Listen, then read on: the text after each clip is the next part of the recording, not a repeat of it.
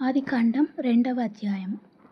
ఆకాశమును భూమియు వాటిలోనున్న సమస్త సమూహమును సంపూర్తి చేయబడెను. దేవుడు తాను చేసిన తన పని 7వ దినములోగా సంపూర్తి చేసి, తాను చేసిన తన పని అంతటి నుండి 7వ దినమున విశ్రమించెను. కాబట్టి దేవుడు ఆ 7వ దినమును ఆశీర్వదించి పరిశుద్ధపరచెను. ఎలయనగా దానిలో దేవుడు తాను చేసినట్టియు సృజించినట్టియు తన పని అంతటి నుండి విశ్రమించెను. దేవుడైన యెహోవా భూమిని ఆకాశమును చేసిన దినమందు భూమి ఆకాశములు సృజింపబడినప్పుడు వాటి వాటి ఉత్పత్తి క్రమము ఇదే. అది వరకు పొలమందలి ఏ పొదయు భూమి మీద నుండలేదు, పొలమందలి ఏ చెట్టును మొలవలేదు. ఎలయనగా దేవుడైన యెహోవా భూమి మీద వాన కురిపించలేదు, నేలను సేద్యపరచుటకు నరుడు లేడు. అయితే ఆవిరి భూమి నుండి లేచి నేల అంతటినీ తడిపెను. దేవుడైన యెహోవా నేల మట్టితో నరుని నిర్మించి వాని నాసికా రంధ్రముల్లో జీవవాయువును ఊదగా నరుడు జీవాత్మ ఆయెను.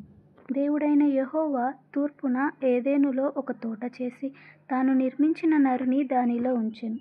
మరియు దేవుడైన యెహోవా చూపునకు రమ్యమైనదియు ఆహారమునకు మంచిదియునైన ప్రతి వృక్షమును ఆ తోట మధ్యను, జీవవృక్షమును మంచి చెడుల తెలివినిచ్చు వృక్షములను నేల నుండి మొలిపించెను.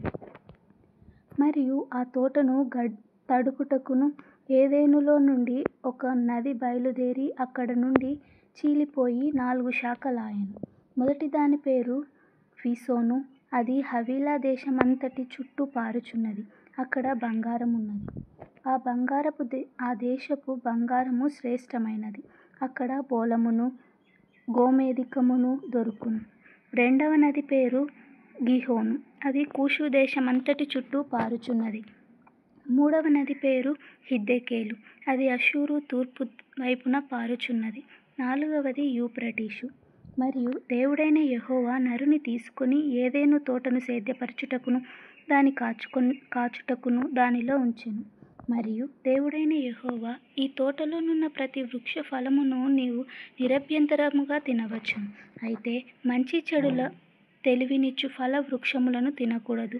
నీవు వాటిని తిను దినమున నిశ్చయముగా చచ్చెదవని నరునికి ఆజ్ఞాపించెను.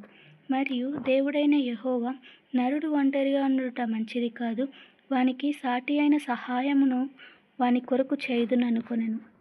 దేవుడైన యెహోవా ప్రతి భూ జంతువులను ప్రతి ఆకాశ పక్షిని నేల నుండి నిర్మించి ఆదాము వాటిని ఏ పేరు పెట్టునో చూచుటకు అతని యొద్దకు వాటిని రప్పించెను.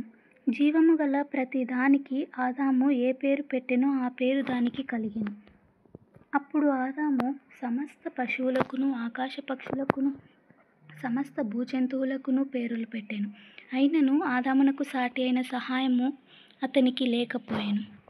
అప్పుడు దేవుడైన యెహోవా ఆదామునకు గాఢ నిద్ర కలుగచేసి అతడు నిద్రించినప్పుడు అతని ప్రక్కటెముకల్లో ఒక దానిని తీసి ఆ చోటును మాంసముతో పూడ్చివేసెను.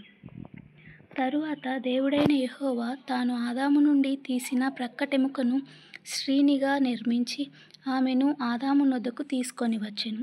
అప్పుడు ఆదాము ఇట్లనెను, నా ఎముకలలో ఒక ఎముక, నా మాంసములో మాంసము, ఇది నరునిలో నుండి తీయబడెను గనుక నారి అనబడును.